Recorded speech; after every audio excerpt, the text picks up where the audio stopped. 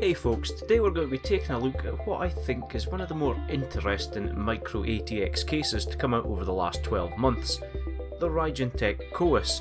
Named after a Greek titan of the same name and one fabled for his question in mind, this case fits well with the name. In its larger EVO form, which supports up to EATX motherboards, it certainly is a bit of a titan.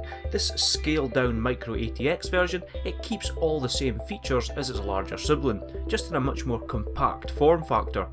So what actually makes this case different from the slew of cases that are currently available on the market? Well, it simply has to be the glass. Glass is absolutely everywhere on the Coeus.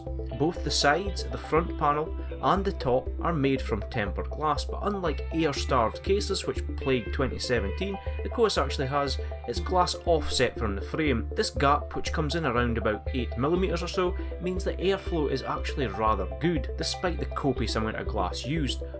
Obviously, it's not going to be quite a match for a pure mesh front in terms of airflow, but if you really need an open front panel, then 4 screws will simply see to that. Like most Raijintek cases, everything else is pretty much removable too. From the foot handle assembly to the panels, everything is simply screwed in place, meaning that if modding is your thing, then this could be a great little base for that.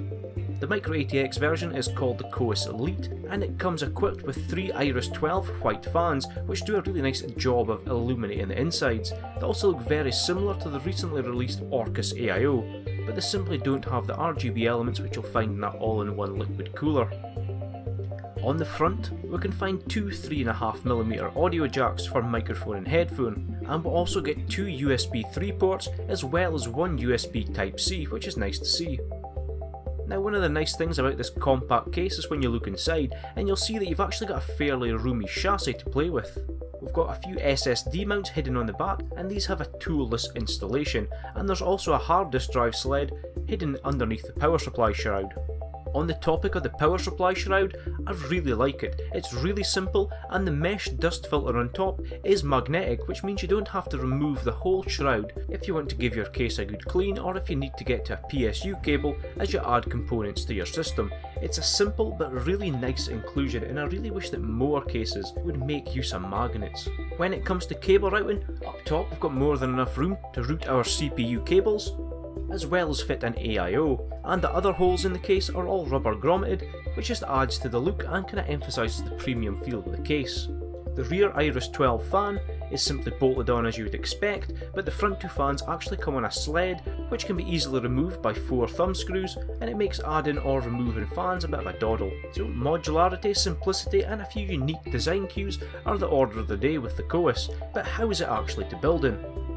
Well, we've thrown together a system comprising of a Ryzen 5 1400 on the X370 Fatality board from ASRock, along with a Palette GTX 1080 Game Rock, and we've also added an Orcus 240 AIO. As mentioned before, the 3 fans that are included are white, but for this build I've decided to swap out all 3 fans with a few spare Orcus fans, which means, you've guessed it, RGB. Cable management was really easy, with there being plenty of room to hide even the most thrown together system behind the motherboard tray. But the clean lines inside the case lends its well to encouraging you to think about making the build as tidy as you can. After all, this has got 4 glass panels, you are going to see everything. But overall though, it's a really lovely case to build in, and although in screenshots it can be a bit subjective looks wise, having it here in the metal and glass, it's a very nicely designed and proportioned chassis. Sitting on my desk, the lines look right, even the included LED fans, they're bright and they'll fit in the aesthetic of most builds really well. And even though it is in the compact micro ATX form factor, there is plenty of room for cable routing, and it shouldn't be too hard for anybody, even novices, to create a build that they can be proud of. So a huge thanks to Raijintek for sending this over. It gets my stamp of approval for being something a little bit different than the usual affairs we see from Corsair, NZXT and Fantex, while still being built to a really high standard with all the expected boxes being ticked. This is a premium micro ATX case and it's priced accordingly. It does things a little bit different, and that will mean it's not for everybody, but if you want something that's not just a cookie cutter Reddit fodder build, then the Coeus Elite is certainly worth serious consideration. Having built in a few micro ATX cases over the last few years, I can certainly say that this case, it feels one of the sturdiest that I've ever had the pleasure to work with. And although this case was released last year in 2017, Raijintek have obviously had their eye on the ball when it comes to the airflow and tempered glass, and I think they've come up with a really unique and nice situation to ensure there's good airflow in a case, while still retaining the swathes of tempered glass that's proved so popular.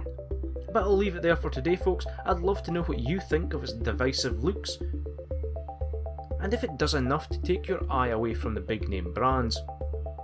But as always, thanks for watching, and I'll see you down in the comment section below, and in the next video.